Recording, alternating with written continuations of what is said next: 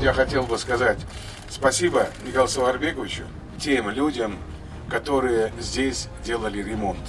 Капитальный ремонт, реконструкцию.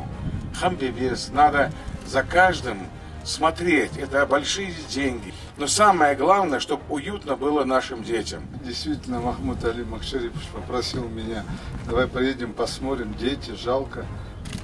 Посмотрели, все было очень запущено. Молодцы строители, выполнили качественно, я уверен. Сделал все работы. Очень важно дети, поэтому это радует.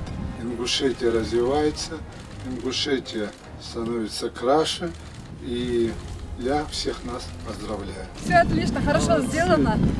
Очень уютные, красивые комнаты. Особенно мебель такая дизайнерская. Ой, как хорошо. Молодцы. Все размеры, все стандарты отрабатывались, советовались. Так что все отлично. Молодцы. Вентиляция. Нормально? Да. Это естественное, Если да? она выходит через кровлю наверх, да.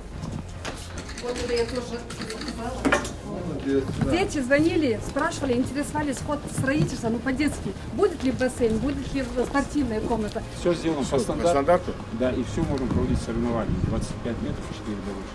Соответствует всем нормам. Олимпийский. А представляешь, как здесь, да? Красота. Хоть самому приезжай. Видите, твои воркаут, Площадки, да. площадки.